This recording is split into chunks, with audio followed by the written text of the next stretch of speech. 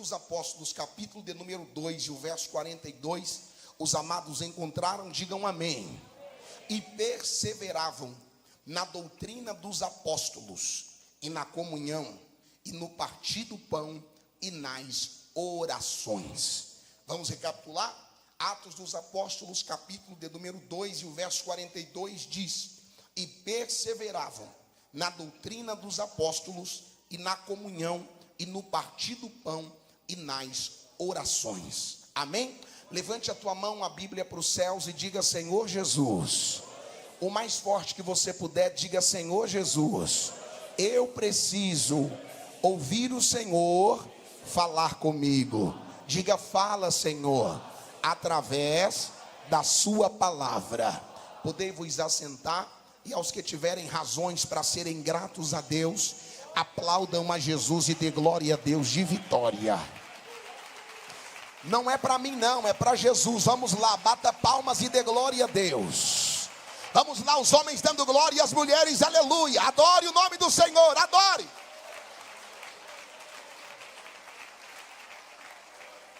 Meus irmãos, na segunda passada eu introduzi um assunto com os irmãos sobre a desconstrução da nossa identidade. Deus ele tem me dado uma direção, e eu tenho partilhado com a igreja esta direção, que a nossa identidade, aos poucos, ela vem sendo desconstruída. E nós pensamos um pouco nisso na segunda-feira passada, quando utilizamos por base do raciocínio e da palavra que o Senhor colocou no meu coração, o texto de Daniel e os seus amigos, quando foram levados para a Babilônia.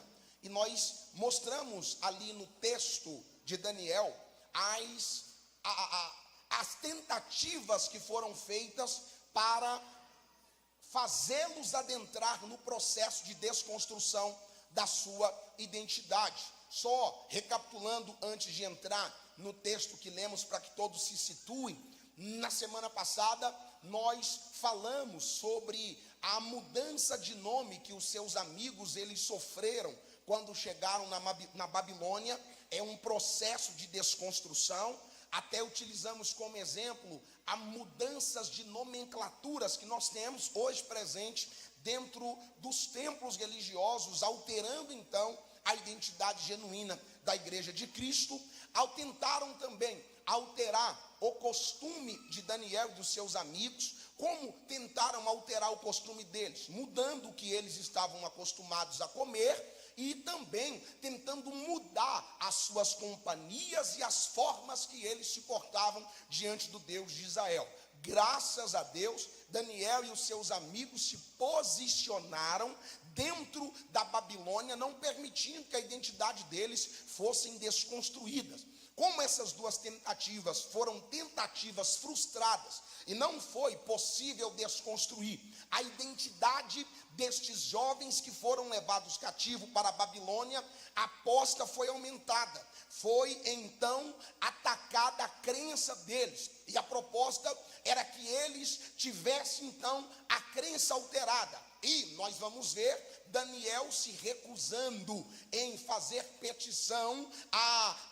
A proposta que havia sido feita era que fosse feita a petição a nenhum Deus, apenas a um homem, durante um espaço de 30 dias. Daniel se recusou, não deixando que a sua identidade fosse então desconstruída. E quando ele se recusa, há uma sentença, e a sentença é: você será lançado dentro da cova dos leões. Mas Daniel, ele não tinha nenhum problema de morrer por aquilo que ele acreditava. Ele sabia qual era a sua identidade. E a fidelidade de Daniel, finalizamos na semana passada, declarando sobre a fidelidade de Daniel, fez com que os céus reagissem com livramento sobre a vida de Daniel. Ele foi lançado na cova, mas dano nenhum foi se achado nele. Então, diante do que nós falamos da semana passada, eu dou continuidade neste assunto, e eu vou falar sobre esse assunto da desconstrução da nossa identidade, acredito que por mais 3 semanas, porque eu acho pertinente a igreja de Cristo entender que nós estamos sendo atacados e nós estamos, em alguns momentos, permitindo que a nossa identidade seja alterada. Para que você não acompanhou na semana passada o culto, o que é identidade? Identidade é um conjunto de características próprias e exclusivas de um indivíduo que diferencia ele dos demais. Então, quando nós olhamos para Deus, o Deus que nós servimos, facilmente nós conseguimos distinguir e diferenciá-lo dos demais deuses a partir dos seus atributos. Como assim? Nós vamos ver verdadeiramente diversos deuses, diversas pessoas servindo a centenas, milhares de deuses, mas como nós não tem, porque o nosso Deus tem características próprias, pessoais e exclusivas. Como assim, pastor? Como Deus tem características que são exclusivas e são só dele? Tem. A Bíblia diz que ele é santo. Aliás, ele é quem nos orienta a dizer: sede santo como eu sou santo, Senhor vosso Deus. Uma segunda característica que faz o nosso Deus ser diferente, na sua identidade nós vemos essa característica, e a partir disso nós diferenciamos ele dos demais deuses, é que ele é imutável, ele não muda. Pode passar o céu, pode passar a terra, mas a sua palavra não vai mudar. O nosso Deus é imutável. Uma outra característica que nós vemos sobre o nosso Deus, que nos outros demais deuses não existe: ele é onisciente, ele é onipresente, ele é onipotente. E quando nós pegamos apenas essas características, nós podemos colocar diante de qualquer outro Deus, a declaração e a constatação vai ser unânime. Eu e você que servimos a Jesus Cristo podemos declarar sem medo algum: não há Deus como nosso Deus. Ele é o único Senhor e Salvador da nossa vida. Quem glorifica este Deus, levanta a mão e dá glórias ao nome dele, o mais forte que você puder.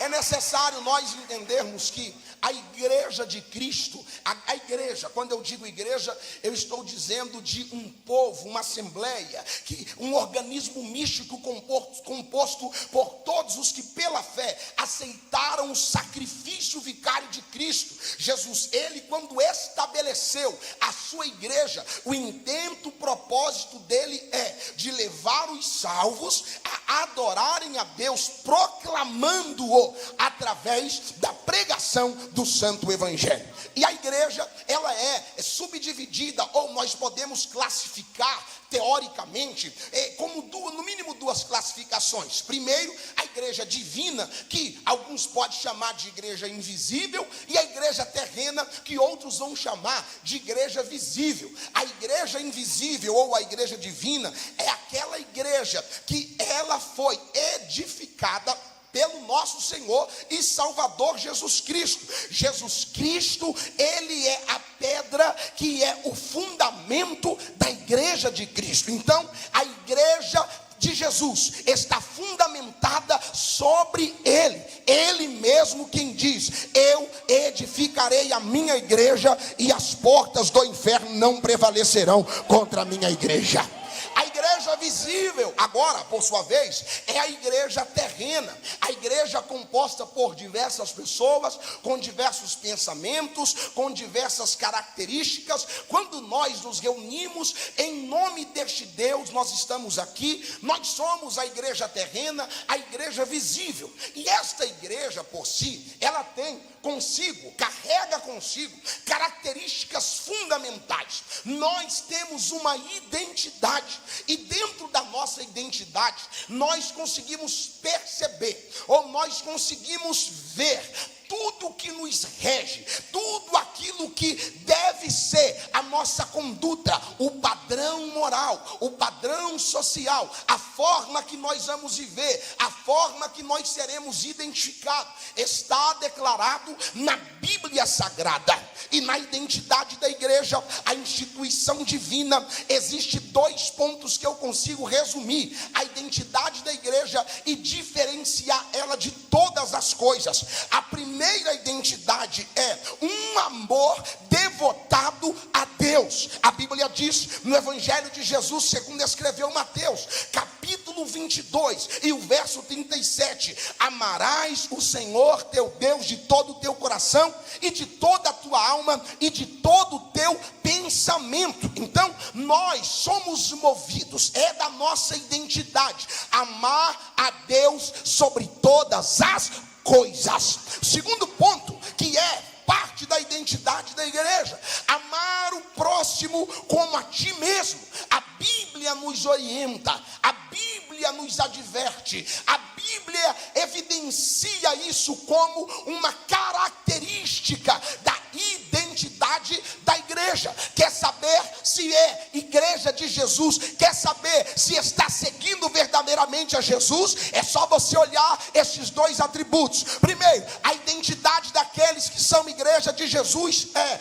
amar a Deus sobre todas as coisas e ao próximo como a ti mesmo. Quando eu digo sobre amar o próximo como a ti mesmo, eu preciso aqui já abrir um parêntese, já fechar e voltar para o que Deus ministrou ao meu coração. Nós estamos percebendo, não é mais normal nós amarmos uns aos outros, não é mais normal nós amarmos o nosso semelhante, não é mais normal nós termos atitudes misericordiosas com o nosso próximo. Quando nós temos tais atitudes, em boa parte, inclusive no seio da igreja, alguém vai olhar para nós e vai dizer: você é bobo, você não deveria ter abrido mão do seu direito, você não deveria ter feito o que você fez para fulano, ele pisou na bola com você.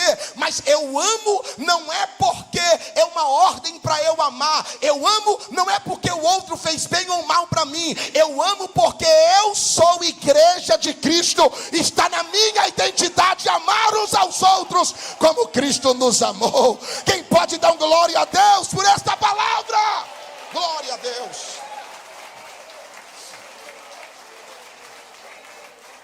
Eu me recordo que uma certa feita, ouvi um depoimento de um pastor, que ele chegou em um determinado lugar e alguém foi no culto para falar com ele, e essa pessoa só chorava, e ele estava ali em atendimento para aquela pessoa, e a pessoa só chorava, ele não sabia o que estava acontecendo, e aí ele ficou inerte, ele não sabendo o que eu posso fazer para te ajudar, e a pessoa só chorava, aí ele abraçou a pessoa e disse: eu te amo. Ele mexeu no rosto da pessoa, acariciou o cabelo daquele irmão e disse: eu te amo, querido, fica tranquilo, eu te amo, querido. E depois de uns 10, 15 minutos dele de ficar falando eu te amo para esse irmão, esse homem olhou para ele e falou assim: para com esse negócio. Por que você me ama? Você nem me conhece, você nem sabe quem eu sou, você nem sabe o que eu fiz, você nem sabe por que eu estou aqui me derramando em lágrimas. E o pastor, sem titubear, ele diz: eu não te amo por aquilo que você fez, eu te amo por aquilo que eu sou. Eu sou igreja de Cristo e eu preciso amar você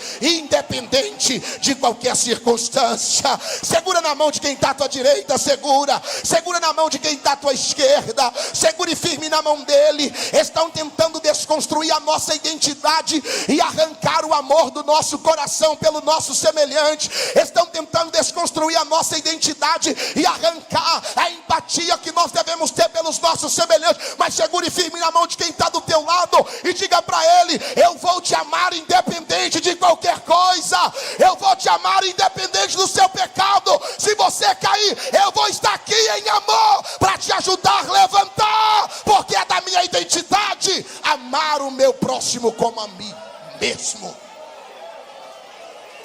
Amar, glória a Deus.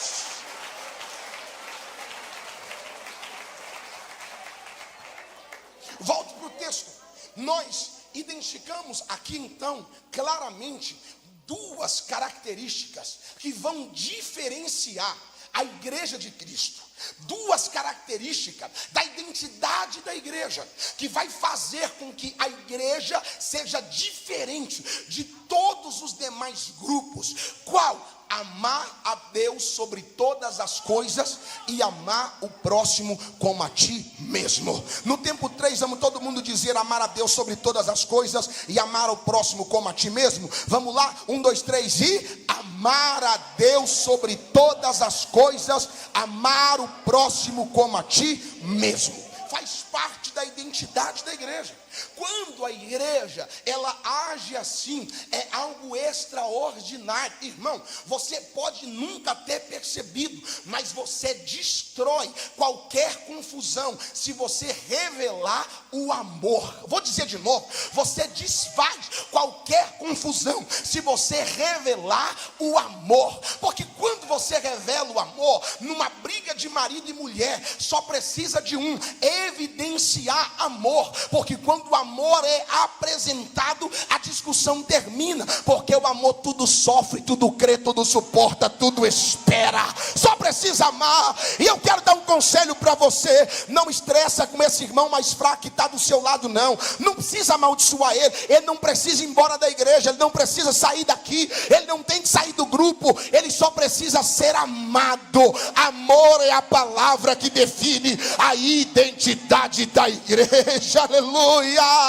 Eu quero declarar sobre a igreja em Campinas. Quem quiser receber é só levantar a mão para receber. Eu quero declarar sobre a igreja em Campinas: o Espírito de Deus, pelo poder da palavra, vai arrancar todo ódio, vai arrancar todo rancor, vai arrancar toda amargura, e ele vai trocar este sentimento maligno e vai colocar em nós amor pelas pessoas, amor por Deus, paixão por os filhos de Deus que estão adorando ao nosso lado. Glória a Deus, glória a Deus.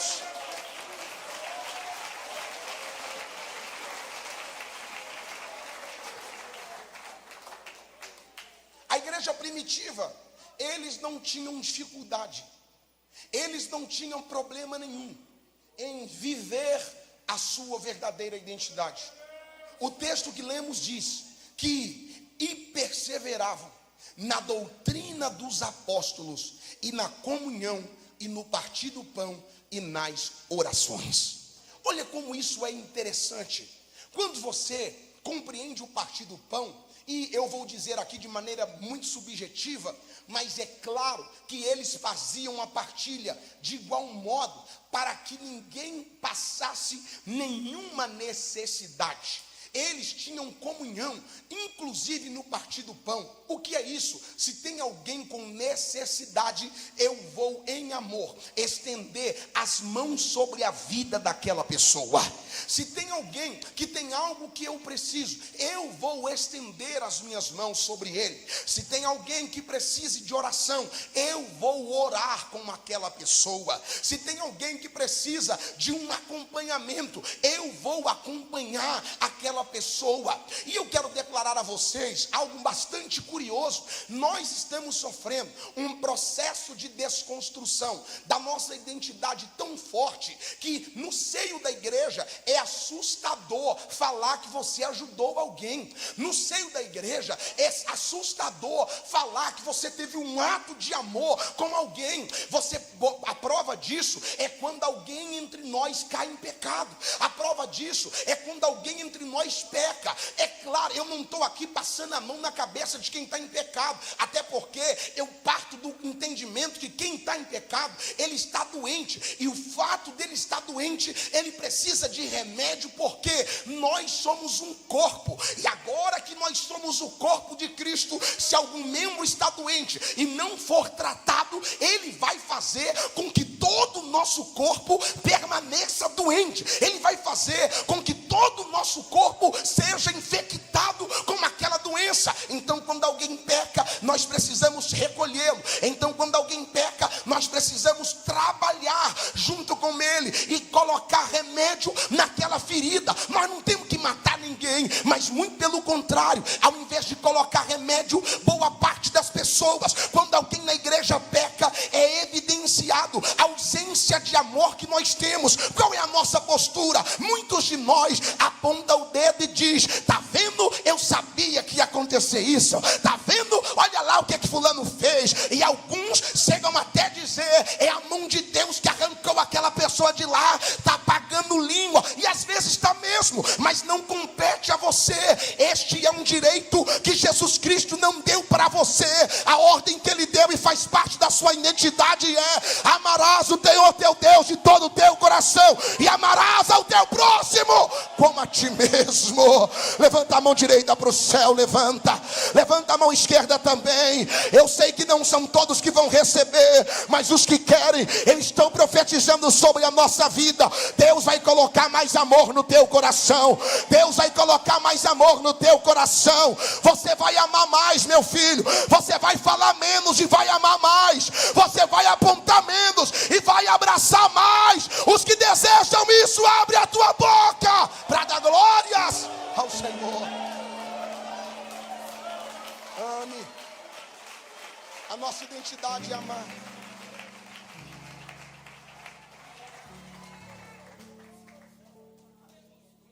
Você percebe como nós estamos passando por um processo de desconstrução? A gente deixou de amar a Deus, e a gente também deixou de amar o nosso próximo. Você percebe como estamos passando por um período de desconstrução? A nossa identidade está sendo arrancada de nós, diante dos nossos olhos, e nós nem estamos percebendo. A gente começou a agir igual o mundo. A gente começou a agir igual o filho das trevas. Eu preciso falar. Agora na política, teve crente que adotou o mesmo discurso de que bandido bom é bandido morto. Quem é você para matar a vida de alguém? Qual é o Deus que você serve? Porque o Deus da Bíblia tinha um ladrão do lado dele. E ele disse: arrependeu? Então hoje mesmo vai estar comigo no paraíso.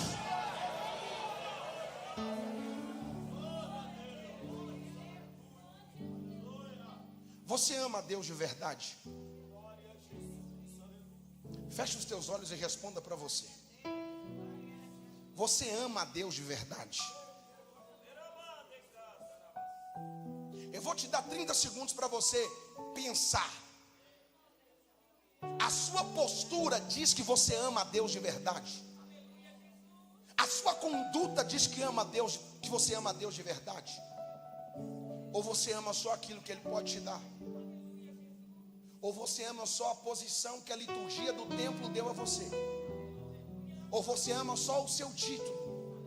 Ou você ama só... O que você ama? É a Deus mesmo?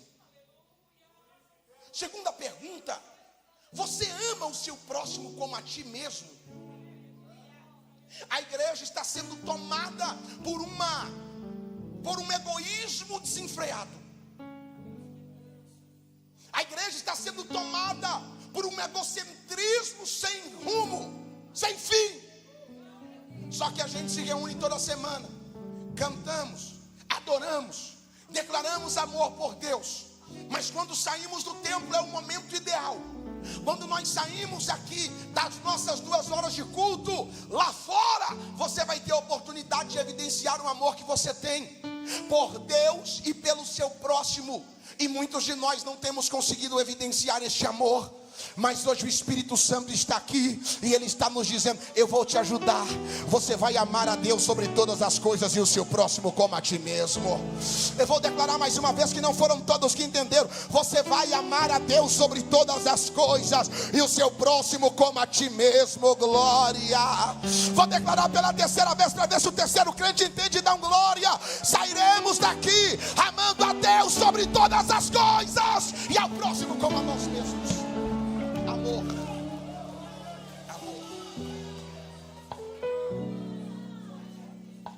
O que nós precisamos fazer para preservar a nossa identidade, caminho para o final?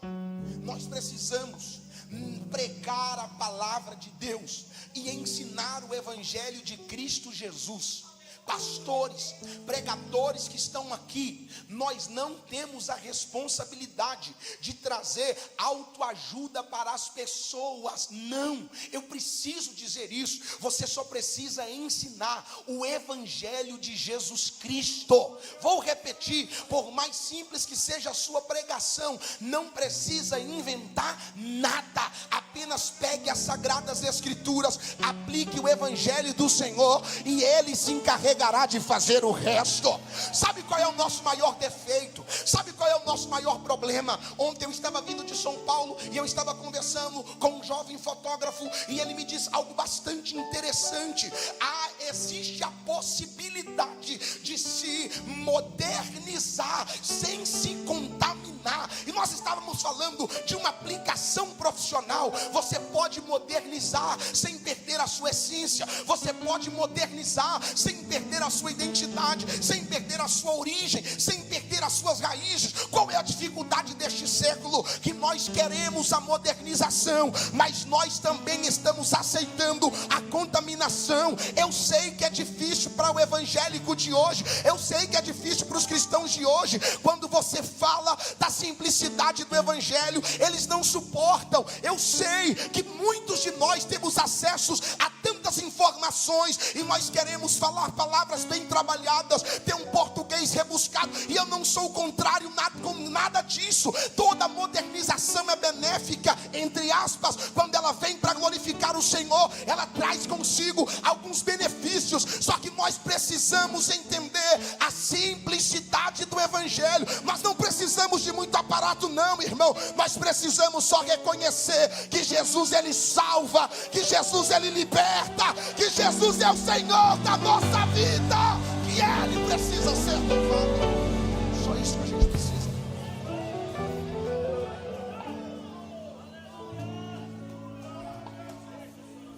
Eu lembro quando eu comecei a pregar, um primeiro congresso grande que eu fui pregar, minha mãe disse para mim assim, eu estava nervoso, porque era o primeiro culto grande que eu ia pregar, e nem era grande assim, irmão. Eu digo grande porque tinha 100 pessoas. Eu estava acostumado a pregar para 5. Quando explodia era 10. Estava lotado. Aí o dia que eu fui convidado para a igreja, eu fiquei tremendo, nervoso.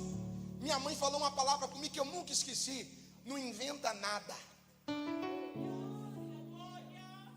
E eu, como assim, mãe? Achei que a senhora ia me dar um conselho. A senhora ia me dar aí um insight para mim chegar lá e explodir tudo. Não inventa nada.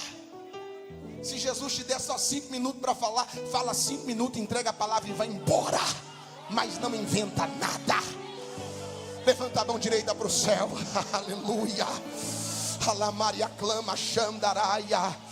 Levanta a mão direita e a mão esquerda. Eu sei que nós estamos passando por um processo de desconstrução, e estão tentando desconstruir tudo no nosso coração, na nossa mentalidade, fazendo a gente inventar coisas que não existem, fazendo a gente falar coisas que não são necessárias. Mas nessa noite eu estou declarando, pela autoridade rema da palavra de Deus, você não vai inventar nada. Você só vai entregar o que a palavra diz. Você só vai falar o que o Senhor diz. Você só vai declarar o que a palavra está dizendo para você. Declara para sempre. Oh glória a Deus. Oh glória a Deus.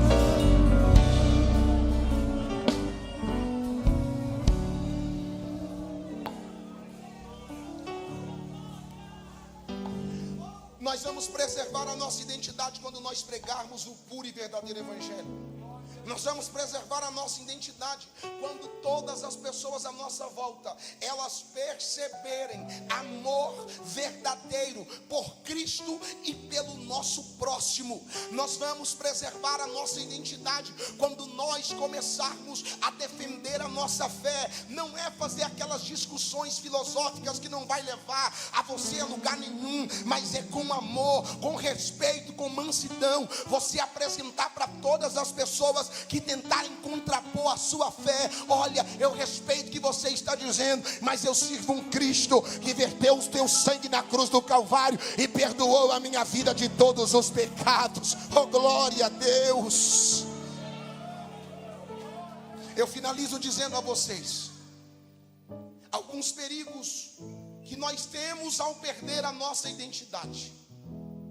Primeiro período, nós vamos ver o nosso amor se esfriar. Nós vamos ver o nosso amor acabar pelos nossos semelhantes. E tudo que está acontecendo é por dois fatores. Primeiro, falta de temor a Deus e falta de amor pela palavra de Deus e pelos nossos semelhantes. Quando o indivíduo ele perde o amor, quando o amor do indivíduo esfria, ele não tem mais compaixão do seu próximo, ele não tem mais compaixão dos seus semelhantes, e aí ele deseja o mal de todas as pessoas. Quando o indivíduo perde o temor, ele não tem absolutamente nenhum pudor para cometer até mesmo atrocidades em nome de Deus. E eu preciso falar isso aqui na autoridade do Espírito Santo. Nós estamos vivendo um tempo em que as pessoas perderam tanto temor, eles sobem até no altar do Senhor, que é um lugar santo, reverente, sem nenhuma reverência, e muitos sobem aqui, pegam um microfone, falam até mentiras em nome de Deus. Diz que Deus está falando, sim, Ele está. Diz que Deus está revelando, mas Ele não está. Irmão, eu sou fascinado com os dons espirituais, com ferramentas espirituais. Eu acho isso tudo muito lindo. Só que eu não me impressiono quando eu vejo alguém revelando identidade de ninguém. Eu não me impressiono quando eu vejo alguém fazendo perna do outro crescer. Eu não me impressiono quando eu vejo caroço desaparecendo. Eu sei, se não houver milagres, sinais, o povo não vai crer. Eu sei que isso é necessário, mas isso, as doutrinas do diabo também, doutrinas de demônio faz. É só você ir num outro lugar que está adorando um Deus que não é igual ao seu, e tudo isso está acontecendo. Sabe uma coisa que não está acontecendo em todos os lugares? É quando um pecador, ele ouve a palavra de Deus, e ele arrepende de verdade, e ele entrega a tua vida de coração a Jesus. Oh, glória a Deus. Levante a tua mão direita para o céu. Alamaria clama Xandaraia. Eu sei que não são todos que estão recebendo, mas eu preciso declarar: Deus não vai deixar o amor no seu coração se esfriar. Deus não vai deixar o seu temor acabar. Deus não vai deixar. O diabo quer desconstruir a tua identidade, arrancando o amor, arrancando o temor, mas o Senhor vai manter a tua vida de pé e fiel, porque você é a igreja do Deus vivo.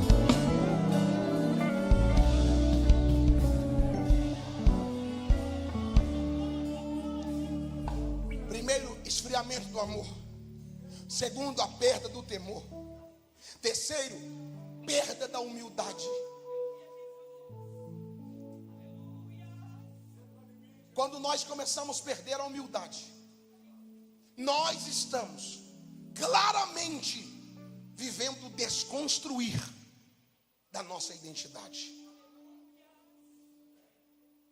E eu vou finalizar dizendo um ponto muito crucial, que quando a nossa identidade é desconstruída, a gente perde o desejo de ir morar no céu. Quem aqui é crente há mais de 30 anos, sabe do que eu estou falando. Os crentes, quando vinham para a igreja, eles não queriam nada. O desejo deles era só ir para o céu. Estou falando mentira ou verdade? Eu não queria nada. Eles participavam da ceia, o desejo deles era céu. Eles vinham para o culto de doutrina, o desejo deles era céu. Eles vinham para o culto do círculo de oração, o desejo deles era: eu vou orar porque eu quero ir para o céu. Eles vinham para o culto de prosperidade, e no culto de prosperidade a conversa deles era: a prosperidade que eu quero é o céu. Eles vinham para o culto de libertação, a libertação que eles queriam é: eu quero ser liberto porque eu quero ir morar no céu. A conversa era céu. A nossa identidade está sendo desconstruída a tal modo que nós estamos perdendo o desejo de ir morar no céu. Quantos de nós estamos tão apaixonados e fascinados pelas coisas da terra? Você pode observar, na maioria das nossas canções, nós nem falamos, sequer falamos de Deus, e às vezes nem falamos do céu, porque não há um desejo no nosso coração de morar no céu. Mas eu quero dizer para você, a identidade da igreja é amar a Deus sobre todas as coisas, e quem ama quer estar próximo, quem ama quer estar junto. Então a igreja está aqui, mas o desejo do coração dela precisa: eu quero ir para junto do meu Deus, eu quero ir para junto do meu Pai, eu quero estar junto com o Senhor. Os que desejam o céu, levanta a mão, abre a tua boca e por um minuto faça barulho de glória a Deus e de aleluia. Os que desejam ir para o céu. Oh, aleluia. Céu.